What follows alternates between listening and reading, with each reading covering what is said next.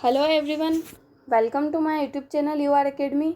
आज हम पढ़ेंगे विटामिन्स और उनके रासायनिक नाम, यानी विटामिन्स कौन कौन से विटामिन्स होते हैं, विटामिन्स मतलब कितने टाइप्स के विटामिन्स हैं और उनके क्या केमिकल नेम होंगे, और अगर विटामिन की कमी हो जाए तो उनसे क्या रोग हो सकता है। एग्ज़ाम पॉइंट ऑफ व्यू से हम की जितनी भी इंपॉर्टेंट चीज़ है उसके बारे में हम बात करेंगे। इसी के साथ सबसे इम्पोर्टेंट चीज़ है, जो भी प्रीवियस ईयर जितने भी क्वेश्चंस आए हुए हैं विटामिन से रिलेटेड, वो सारे क्वेश्चंस हम पढ़ेंगे। हो सकता है आपको इससे आने वाले एग्ज़ाम में बेनिफिट हो और उसमें से आपको एक क्वेश्चन ज़रूर मिले। इसके बाद चलते हैं अपने टॉपिक की तरफ। क्या है विटामिन से, सबसे पहले बात करके विटामिन्स क्या होता है। क्या है विटामिन्स क्या होता है, तो विटामिन्स क्या है, एक प्रकार का कार्बनिक यौगिक है जो क्या करता है, शरीर के ऊतक में एंजाइम का उत्पादन करता है, जिसके कारण हमारे शरीर का उचित विकास संभव हो पाता है और इसी के साथ हमें रोगों से बचाव भी संभव हो पाता है। आपको ध्यान रखना है, अगर विटामिन बोले कि विटामिन किसको कहा जाता है, तो विटामिन क्या होता है, कार्बनिक यौगिक होता है। आपको ये ध्यान रखना है कि इम्पोर्टेंट है। इसके बाद आगे बात करें कि विटामिन की खोज किसने करी, तो विटामिन की खोज किसने करी, तो विटामिन की खोज करी है फ्रेडरिक हॉपकिंस ने। किसने करी, फ्रेडरिक हॉपकिंस ने। इसको आप किस तरह से याद रखोगे कि कोई भी राजा होगा, राजा यानी, तो उससे क्या करते हैं, जनता है वो क्या करती है, होप रखती है। क्या करती है, जो भी प्रजा होती है क्या रखती है, होप रखती है। होप रखती है राजा से, राजा यानी किंग, तो यानी किंग, किंग से याद रखेंगे किंग्स, और होप रखती है यानी होप किंग्स। इस तरह से आप इसको याद रखोगे। इसके बाद विटामिन नाम किसने दिया, तो नाम दिया है फुंक ने। नाम किसने दिया, तो नाम दिया है फुंक ने। फुंक यानी किसी का भी अगर कोई विटामिन मतलब कोई भी किसी का भी नाम होगा तो नाम है, अगर किसी का भी ऐसा वैसा नाम है तो क्या होगा, मतलब ऐसा, तो उसको क्या करेंगे, नाम को फूंक मार के उड़ा देंगे। कैसे उड़ाएंगे, किस तरह से याद रखोगे, फूंक मार के उड़ा देंगे। यानी विटामिन नाम किसने दिया, फुंक ने। इस तरह से आप इसको याद रखोगे। फिर इसके बाद विटामिन के प्रकार, विटामिन कितने टाइप्स के होते हैं, तो विटामिन के अभी तक क्या है, विटामिन टोटल 13 टाइप्स के विटामिन के बारे में पता चला है, जिसको क्या करा, दो मुख्य भागों में बांटा है। एक कौन से होते हैं जो वसा में घुलनशील होते हैं, और दूसरे कौन से होते हैं जो पानी में घुलनशील होते हैं। अब वसा में घुलनशील की बात करें तो वसा में घुलनशील विटामिन कौन कौन से हैं, कीड़ा, क्या शब्द याद रखना है आपको, कीड़ा। कीड़ा यानी विटामिन के, विटामिन ई, विटामिन डी और विटामिन ए, ऐसे ही आप याद रखोगे। और पानी में घुलनशील विटामिन कौन से, जो भी बचे हैं वो पानी में घुलनशील, यानी विटामिन बी और विटामिन सी, यानी विटामिन बी के जितने भी पार्ट होते हैं वो, और विटामिन सी, ये क्या होंगे, दोनों पानी में घुलनशील विटामिन होंगे। आपको इसके बारे में ध्यान रखना है। तो वर्षा में घुलनशील विटामिन कितने हैं, टोटल 4, और पानी में घुलनशील विटामिन टोटल कितने हो जाएंगे, 9। बी के जितने भी पार्ट होंगे वो भी सब इसमें इंक्लूड है। इसके बाद आगे बात करें हम, सबसे पहले आता है अपने पास विटामिन ए। तो विटामिन ए है, विटामिन ए की खोज की बात करें तो विटामिन ए की खोज हुई थी 1909 में। कब हुई, 1909 में इसकी खोज हुई थी। इसके बाद इसका केमिकल नेम है रेटिनॉल। क्या है इसका केमिकल नेम, रेटिनॉल। इसके बाद इससे कौन सा रोग होता है, तो इससे रोग होता है रतौंधी। कौन सा होता है, रतौंधी इसका रोग होता है। आगे अब इसकी ट्रिक है, आप इसको किस तरह से याद करोगे, तो क्या है, एक आपके पास क्या थी, विटामिन ए की टेबलेट्स थी, विटामिन ए की टेबलेट्स थी। तो विटामिन ए की टेबलेट को एक रेट आया, रेट यानी एक चूहा आया, चूहा आया और उसने क्या करा, सारी विटामिन ए की टेबलेट वो खा गया। एक रेट, रेट से याद रखेंगे रेटिनॉल, रेट से किस तरह से याद रखेंगे, रेटिनॉल, रेटिनॉल, रेट, रेट से याद रखेंगे रेट, रेट यानी रेटिनॉल, यानी विटामिन ए का नाम क्या होगा, रेटिनॉल, और इससे कौन सा रोग होता है, रतौंधी। आई होप आपको याद हो रहा होगा। इसके बाद बात करें हम आगे, आगे चलते हैं विटामिन, नेक्स्ट है विटामिन बी। विटामिन बी है, तो विटामिन बी के जितने भी होते हैं कि विटामिन B1, B2, B3, इनके क्या केमिकल नेम होंगे उसको याद करने की एक ट्रिक है। तो आपको क्या करना है, इसको सुनना है पहले अच्छे से, एक स्टोरी है, इस स्टोरी को आपको अच्छे से सुनना है। अगर आप इस स्टोरी को अच्छे से सुनेंगे तो आपको 100% इस जितने भी विटामिन बी से जो भी होते हैं कनेक्टेड, जैसे B1, B2, B3, ये आपको अच्छे से याद हो जाएंगे। तो आपको क्या करना है, स्टोरी सुननी है। सुनिए स्टोरी क्या है। तो स्टोरी में क्या है, सबसे पहले एक लड़की है, इस लड़की का नाम क्या है, थिया। थिया क्या नाम है इस लड़की का, नाम थिया नाम है इस लड़की का। इस लड़की को क्या पसंद है, अलग अलग फ्लेवर की आइसक्रीम पसंद है। क्या पसंद है इसको, अलग अलग फ्लेवर की इसको आइसक्रीम पसंद है। अभी क्या करती है, जब भी इसको अलग अलग फ्लेवर की आइसक्रीम के मतलब पसंद है तो अलग अलग फ्लेवर की आइसक्रीम खाती है। तो इसको क्या कर दिया, मना कर दिया, इसको क्या कर दिया, मना कर दिया, कि इसको बोला नहीं, क्या बोला इसको, नहीं तुम क्या अलग अलग फ्लेवर की आइसक्रीम तुम मत खाओ, नहीं खाओ तुम अलग अलग फ्लेवर की। तो इसने बोला अगर मैं अलग अलग फ्लेवर की आइसक्रीम नहीं खाऊंगी तो मैं क्या करूँगी, 5 आइसक्रीम खाऊंगी दिन की। दिन की कितनी आइसक्रीम खाऊंगी, 5 आइसक्रीम खाऊंगी। इसने ऐसे कह दिया। तो फिर बोला कि अच्छा ठीक है, तुम अगर 5 आइसक्रीम दिन की खाना चाहती हो तो तुम खा लेना, पर उससे पहले तुमको क्या करना है, जो पाई का मान, पाई यानी आप समझ ही गए होंगे, पाई का मान क्या होता है, 3.14 होता है। तो क्या होता है कि तुम चाहे 5 आइसक्रीम खा लेना, पर उससे पहले तुम क्या करो, पाई का मान है जो बायो लैब में जाके उस पर टेस्ट करो। मतलब पाई का मान है जो रिसर्च करो बायो लैब में जाके, कहाँ जाके, बायो लैब में जाके पाई के मान का रिसर्च करो।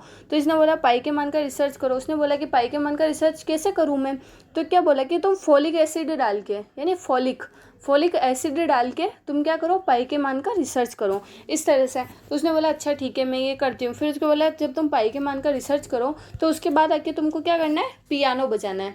क्या बजाना है, पियानो बजाना है। तो आई होप आपको स्टोरी अच्छे से समझ में आई होगी। क्या है स्टोरी, कि एक लड़की है, लड़की का नाम क्या है, थिया, लड़की का नाम थिया है। इसको क्या पसंद है, अलग अलग तरह की आइसक्रीम पसंद है, अलग अलग फ्लेवर की आइसक्रीम पसंद है, अलग अलग फ्लेवर की इसको आइसक्रीम पसंद है। तो इसको क्या बोला कि नहीं, तुम अलग अलग फ्लेवर की आइसक्रीम तुम नहीं खाओ।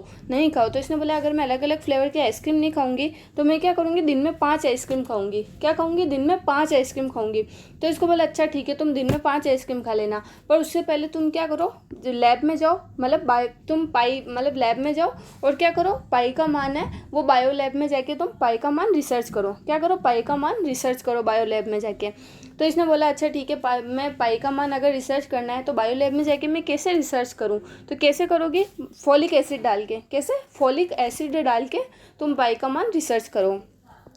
और फिर जब तुम पाई का मान रिसर्च कर लो तो उसके बाद आके तुम्हें क्या बजाना है, पियानो बजाना है। क्या बजाना है तुम्हें, पियानो बजाना है। आई होप आपको स्टोरी समझ में आई होगी। अब इस स्टोरी से आपको ध्यान रखना है कि देखते हैं कि आप कैसे इसको कनेक्ट करोगे और कैसे आप केमिकल नेम याद करोगे। तो B1 है, B1 की सबसे पहले खोज की बात करें तो इसकी खोज हुई है 1912 में। कब हुई है, 1912 में। इसका केमिकल नेम क्या था, थियामिन। क्या था इसका केमिकल नेम, B1 का, थियामिन। और इससे कौन सा रोग होता है, बेरी। कई बार ये एग्जाम में पूछा जा चुका है कि विटामिन B1 की कमी से कौन सा रोग होता है, तो कौन सा होता है, थियामिन रोग होता है। अब क्या है, अपनी स्टोरी में सबसे पहले क्या थी, एक गर्ल थी, एक लड़की थी। लड़की का नाम क्या था, थिया नाम था। लड़की का नाम क्या था, थिया नाम था। तो कैसे याद करा इसको, यानी B1 का क्या होगा, B1 का केमिकल नेम क्या होगा, थियामिन। B1 का केमिकल नेम क्या हुआ, थियामिन। इसके बाद नेक्स्ट है B2 है। B2 की खोज कब हुई है, 1920 में। और इसका केमिकल नेम क्या होगा, राइबोफ्लेविन। क्या होगा, राइबोफ्लेविन। और इससे कौन सा रोग होता है, तो इससे रोग होता है एरिबोफ्लेविनोसिस। अब इसको आप कैसे क्या याद करोगे, जो थिया लड़की थी उसको क्या पसंद थे, अलग अलग फ्लेवर के आइसक्रीम पसंद थी। क्या पसंद थी उसको, अलग अलग फ्लेवर की आइसक्रीम पसंद थी। अलग अलग फ्लेवर से याद रखोगे, फ्लेवर से क्या याद रखना है, फ्लेविन यानी B2 का केमिकल नेम क्या होगा, B2 का केमिकल नेम क्या होगा, फ्लेविन। आई होप आपको समझ में आ रहा होगा। इसके बाद नेक्स्ट है B3, विटामिन B3 की खोज की बात करें तो खोज कब हुई इसकी, 1936 में। कब हुई, 1936 में इसकी खोज हुई है। इसके बाद इसका केमिकल नेम क्या होगा, नियासिन या नियासिनमाइड। क्या, नियासिनमाइड। इसके बाद इसके जो रोग होता है, कौन सा रोग होता है इससे, पेलेग्रा। कौन सा रोग होता है इससे, पेलेग्रा रोग होता है। अब क्या बोला था उसको कि तुम अलग अलग जो फ्लेवर की तुम आइसक्रीम खाती हो, आइसक्रीम नहीं खाओ। नहीं से क्या याद रखोगे, नहीं से याद रखोगे नियासिन। क्या याद रखना है, नहीं से नियासिन आपको याद रखना है। इसके बाद क्या है, विटामिन B5। क्या है, विटामिन B5 की खोज कब हुई है, 1931 में। B5 की खोज कब हुई है, 1931 में। इसके बाद उसने क्या बोला, अगर मैं क्या करूँगी, अगर मैं आइसक्रीम नहीं खाऊंगी, मतलब अलग अलग फ्लेवर के आइसक्रीम नहीं खाऊंगी, तो क्या करूँगी, मैं दिन में 5 आइसक्रीम खाऊंगी। क्या करूँगी, दिन में 5 आइसक्रीम खाऊंगी। 5 से यानी B5 से 5 से याद रखेंगे पेंटा यानी 5 आइसक्रीम, पाँच यानी पेंटा जो अगर हम बात करें साइंस के लैंग्वेज में तो 5 को क्या बोलते हैं, पेंटा बोलते, तो पेंटाथेनिक अम्ल। क्या होगा, पेंटाथेनिक अम्ल। इस तरह से आप इसको याद रखोगे। इसके बाद नेक्स्ट क्या होगा, विटामिन B6 की खोज कब हुई है, 1934 में। उसका केमिकल नेम क्या होगा, पायरिडोक्सिन। केमिकल नेम क्या होगा, पायरिडोक्सिन। और इससे रोग कौन सा होता है, एनीमिया होता है। अब विटामिन B6 की बात करें तो विटामिन B6 है। B6 को कैसे याद करा था हमने, कि उसको क्या बोला कि तुम अलग अलग फ्लेवर के आइसक्रीम तुम नहीं, अगर उसने बोला मैं अलग अलग तरह के आइसक्रीम नहीं खाऊंगी तो मैं क्या करूँगी, 5 आइसक्रीम दिन की खाऊंगी। क्या खाऊंगी, 5 आइसक्रीम। 5 यानी B5 का नाम क्या होगा, पेंटाथोनिक। इसके बाद क्या होगा कि उसने बोला अगर मैं अब फिर क्या बोला कि अच्छा ठीक है तुम 5 आइसक्रीम खा लेना। कितनी आइसक्रीम खा लेना? तुम 5 आइसक्रीम खा लेना, पर तुम्हें उससे पहले क्या करना है, पाई का मान बायो लैब में जाके चेक करना है। तो पाई का मान, पाई से याद रखेंगे B6 का मान क्या होगा, B6 की वैल्यू जो केमिकल नेम होगा वो क्या होगा, पायरिडोक्सिन। क्या होगा, पाई से याद रखोगे पायरिडोक्सिन। जब भी आप वहाँ एग्ज़ाम में ऑप्शन देखोगे तो आपको 100% ये स्टोरी याद आएगी और आप उस क्वेश्चन को अच्छे से अटेम्प्ट करोगे और उसको आप सही भी करोगे। तो आप कैसे ध्यान रखना है, पाई का मान सही करना है। पाई का मान यानी पायरिडोक्सिन इसका केमिकल नेम होगा। इसके बाद विटामिन B7 की खोज की बात करें तो 1931 में हुई है। इसके बाद इसका केमिकल नेम क्या होगा, तो केमिकल नेम बायोटीन। अब क्या बोला था उसको कि तुम कहाँ जाओ, बायो लैब में जाके पाई का मान सही करो। बायो लैब यानी B7 का मान क्या होगा, बायोटीन। B7 का नाम क्या होगा, बायोटीन। इस तरह से आप इसको याद रखोगे। इसके बाद बात करें कि इससे कौन सा रोग होता है, तो इससे रोग होता है आंत में सूजन आना। क्या होता है इससे, B7 से आंत में सूजन आना। इसके बाद आगे बात करें B9 क्या होगा आगे, विटामिन B9 की खोज कब हुई है, 1941 में। अब उसको क्या बोला था कि तुम अगर उसने बोला कि अच्छा ठीक है मैं पाई का मान क्या करूँगी, कि मैं पाई का मान टेस्ट करूँगी, पाई के मान पे रिसर्च करूँगी। तो उसको बोला फिर क्या बोला उसने कि पाई के मान पे मैं रिसर्च कैसे करूँगी, तो क्या बोला था कि फॉलिक एसिड डाल के रिसर्च करना। कैसे करना, फॉलिक एसिड यानी B9 का केमिकल नेम क्या होगा, फॉलिक एसिड। B9 का केमिकल नेम क्या होगा, फॉलिक एसिड। इसके बाद आगे बात करें कि इससे कौन सा रोग होता है, तो इससे रोग होता है लाल रक्त जो RBC होती है, कोशिकाएं बनने की गति धीमी हो जाती है और जिसके चलते एनीमिया हो सकता है। आपको ये ध्यान रखना है। इसके बाद आगे बात करें विटामिन B12 की खोज किसने करी, 1926 में। मतलब B12 की खोज कब हुई है, 1926 में खोज हुई है। इसके बाद इसके केमिकल की बात करें, अब क्या हुआ, उसने पाई के मान का रिसर्च कर लिया। रिसर्च करने के बाद उसको क्या बोला कि तुम पियानो बजाओ। क्या बजाओ, तुम पियानो बजाओ। पियानो यानी पियानो या साइनो कोबालेमिन। कैसे याद करोगे इसको, पियानो या साइनो कोबालेमिन। आप इस तरह से इसको याद करोगे। इसके बाद इसके रोग की बात करें तो इससे भी कौन सा रोग होता है, एनीमिया ही रोग होता है इससे भी। इसके बाद आपको आगे ध्यान रखना है, आगे क्या है, विटामिन C। ये तो सारे B के पार्ट हो गए। क्या हो गए, सारे B के पार्ट हो गए। अब क्या करना है, अपन उनको विटामिन C का याद करना है। तो विटामिन C है, विटामिन C की खोज कब हुई है, 1912 में। और इसका केमिकल नेम क्या है, एस्कॉर्बिक अम्ल। क्या होगा इसका केमिकल नेम, एस्कॉर्बिक अम्ल। और इससे कौन सा रोग होता है, तो इससे स्क्रवी होता है। इंपॉर्टेंट है, आपको ये ध्यान रखना है, कई बार एग्जाम में पूछा जा चुका है कि विटामिन C से कौन सा रोग होता है, तो विटामिन C से स्क्रवी रोग होता है। तो आपको एस्कॉर्बिक, अब आप इसे ध्यान रख सकते हैं, एस यानी C जैसा साउंड आ रहा है। ये मतलब एक अकेला ही ऐसा केमिकल नेम है जिसमें क्या हो रहा है, C जैसा साउंड आ रहा है। तो आप इसको ऐसे ही याद रख सकते हो, सिंपल, एस्कॉर्बिक अम्ल। कैसे याद करोगे इसको, एस्कॉर्बिक अम्ल।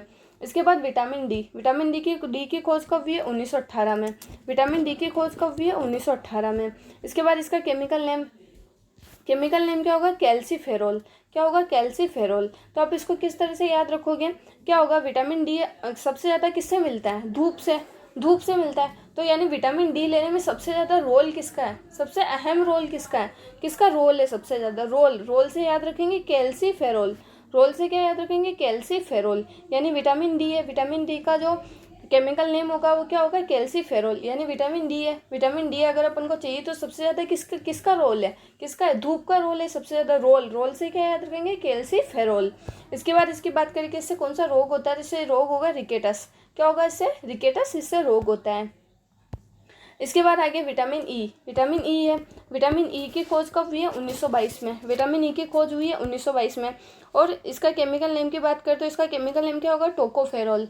क्या होगा इसका केमिकल नेम, टोकोफेरोल। देखिए इसकी ट्रिक क्या होगी, इसकी ट्रिक है कि जैसे है ना विटामिन ई है, विटामिन ई को क्या बोला जाता है, जो सौंदर्य है, यानी जो ब्यूटी जो विटामिन होता है वो कौन सा होता है, विटामिन ई होता है, जो ब्यूटी विटामिन। अब क्या होगा, अगर कोई गर्ल है, अगर वो बहुत सुंदर है, यानी बहुत ब्यूटी है, वो मतलब ब्यूटीफुल गर्ल है, तो क्या करते हैं, सब उसको टोकते हैं। क्या करते हैं, उसको टोकते से याद रखोगे टोकोफेरोल।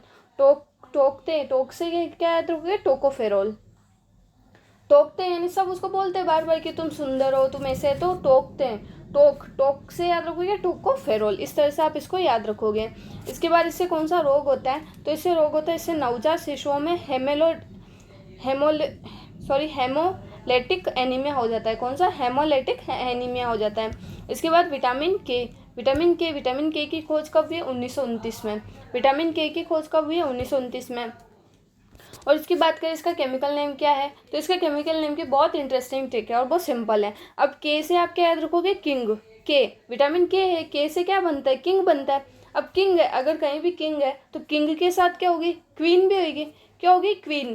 क्वीन, क्वीन यानी रानी होगी, तो रानी यानी क्वीन, क्वीनोन, फिलो क्वीनोन, क्वीन, क्वीनोन, क्वीनोन।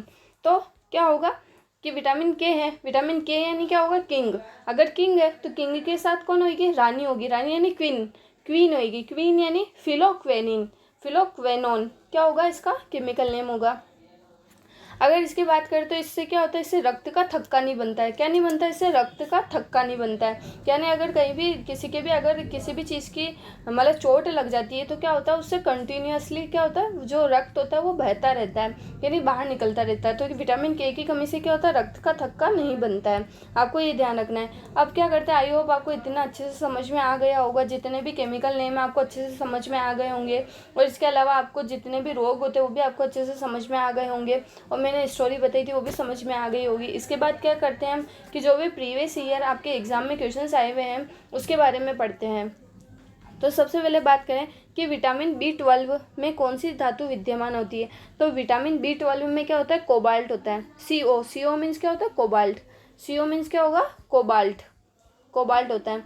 तो विटामिन B12 में क्या होता है? कोबाल्ट होता है। कौन सी धातु होती है विटामिन B12 में? कोबाल्ट होता है। इसके बाद विटामिन ए और विटामिन बी की खोज किसने करी, तो विटामिन ए और विटामिन बी की खोज किसने करी? मैकुलन ने। किसने करी विटामिन ए और विटामिन बी की खोज? मैकुलन ने। इसके बाद नेक्स्ट है, शरीर का घाव किस विटामिन से जल्द बढ़ता है? क्या है? शरीर का घाव किस विटामिन से जल्द बढ़ता है, तो शरीर का घाव किससे बढ़ता है? विटामिन सी से। शरीर का घाव किससे जल्दी बढ़ता है, तो इसका आंसर क्या होगा? Vitamin C. और विटामिन सी के साथ विटामिन ए और जिंक, विटामिन ए और जिंक ये दोनों भी हेल्पफुल होते हैं शरीर के घाव बढ़ने के लिए। इसके बाद आगे बात करें विटामिन ए का को किस नाम से जाना जाता है, तो विटामिन ए यानी विटामिन हमने किस तरह से याद करा था इसको? विटामिन ए की कैप्सूल थी, उसको कौन खा गया था? रेट खा गया था। रेट, रेट, रेट यानी क्या होगा? रेटिनोल। रेट, रेट यानी क्या होगा? रेटिनोल। इस तरह से हमने याद करा था। इसके बाद आगे बात करें कि विटामिन B12 में कोबाल्ट की मौजूदगी की सर्वप्रथम किसके द्वारा सिद्ध किया गया, तो विटामिन B12 में कोबाल्ट की मौजूदगी सबसे सर्वप्रथम किसके द्वारा सिद्ध किया गया, तो ये क्या होगा? कौन सा परीक्षण था वो? सोडियम नाइट्रोप्रूसाइड परीक्षण। क्या होगा? सोडियम नाइट्रोप्रूसाइड परीक्षण। ये सब वही क्वेश्चंस है जो पिछले कई एग्जाम में पूछे जा चुके हैं, तो आपके लिए ये क्वेश्चंस बहुत इंपॉर्टेंट है, तो आपको ये ध्यान रखने हैं। इसके अलावा छिली हुई सब्जियों को धोने से कौन सा विटामिन खत्म हो जाता है? छिली हुई सब्जियों को धोने से कौन सा विटामिन खत्म हो जाता है, तो कौन सा होता है? Vitamin C. क्या होता है? विटामिन सी छिली हुई सब्जियों को धोने से खत्म हो जाता है। इसके बाद नेक्स्ट क्वेश्चन है अपना, होठों के किनारे किस विटामिन के कारण फट जाते हैं? क्या है? होठों के किनारे किस विटामिन के कारण फट जाते हैं, तो ये कौन सा विटामिन होगा? Vitamin B2। क्या होगा? Vitamin B2। बिट्टू यानी बिट्टू, आप ऐसे याद रख सकते हैं कि बिट्टू है, उसके क्या होते हैं? होठ के जो किनारे होते हैं वो क्या होते हैं? फट जाते हैं, यानी बिट्टू है। जो विटामिन B2 है वो क्या है? उससे उसकी कमी के कारण क्या होता है कि होठों के किनारे फट जाते हैं। इसके बाद नेक्स्ट क्वेश्चन है अपना 8वां क्वेश्चन है, मछली के लीवर में कौन सा विटामिन पाया जाता है? सबसे पहले तो ये वेरी इंपॉर्टेंट क्वेश्चन है। क्या है? वेरी इंपॉर्टेंट क्वेश्चन है, आपको ध्यान रखना है। तो मछली के लीवर में कौन सा विटामिन पाया जाता है, तो मछली के लीवर में पाया जाता है डी और ए। कौन सा विटामिन? विटामिन डी और विटामिन ए। क्या है? विटामिन डी और विटामिन ए कहाँ पाया जाता है? मछली के लीवर में पाया जाता है, ये आपको ध्यान रखना है। इसके बाद नेक्स्ट है फ्लोक्वेनिन। फ्लोक्वेनिन किस विटामिन का केमिकल नेम है? फ्लोक्वेनिन, फ्लोक्वेनिन। तो यानी फ्लोक्वेनिन, क्वेनिन, क्वेनिन यानी क्वीन जैसा साउंड आ रहा है, क्वीन है। अब क्वीन किसके पास रहती है? किंग के पास। किंग यानी के, किंग यानी के, तो विटामिन के। क्या होगा? विटामिन के। इसके बाद है सौंदर्य विटामिन किस विटामिन को कहा जाता है? मैंने आपको पढ़ाया था कि सौंदर्य, अगर कोई इतना सुंदर होगा तो क्या होगा? उसको बार बार टोकते हैं, टोकते हैं, टोकते हैं यानी विटामिन ई। क्या होगा? Vitamin E. और केमिकल नेम क्या होगा? टोकोफेरोल। केमिकल नेम क्या होगा उसका? टोकोफेरोल। विटामिन ई होगा और उसका केमिकल नेम क्या होगा? टोकोफेरोल। इस तरह से आप इसको याद रखेंगे। इसके बाद नेक्स्ट है शरीर में बनने वाले हानिकारक रसायन को कौन सा विटामिन नष्ट करता है? शरीर में बनने वाला जो भी हानिकारक रसायन होता है उसको कौन सा विटामिन नष्ट करता है? तो उसको कौन सा विटामिन नष्ट करता है? उसको कौन सा विटामिन नष्ट करता है? तो विटामिन ई। क्या होता है? विटामिन ई उसको नष्ट करता है।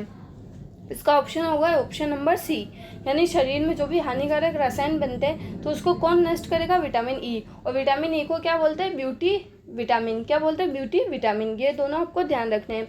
आज का लास्ट एंड फाइनल क्वेश्चन है कि बच्चों की अस्थियां मुड़ जाती है यदि विटामिन की कमी हो। ऐसा कौन सा विटामिन की कमी होती है जिससे क्या होता है? बच्चों की जो अस्थियां होती है वो मुड़ जाती है। तो कौन सा विटामिन होगा? ये विटामिन डी। कौन सा विटामिन होगा? Vitamin D. विटामिन डी क्या होगा कि जिससे क्या होता है? बच्चों की अस्थियां मुड़ जाती है। बच्चों की जो भी अस्थियां जो है कि बच्चों की अस्थियां यानी हड्डियां जो होती है वो मुड़ जाती है। कौन से विटामिन के कारण होता है? ये विटामिन डी के कारण होता है। आई होप आपको ये क्वेश्चन अच्छे समझ में आ गए होंगे और आपको अच्छे से याद भी हो चुके होंगे और आपको मेरी ट्रिक भी अच्छे से समझ में आ गई होगी। अगर आपको मेरी ट्रिक अच्छी लगी तो प्लीज़ मेरे चैनल को लाइक एंड सब्सक्राइब करें एंड ज़्यादा से ज़्यादा शेयर करें। Thank you.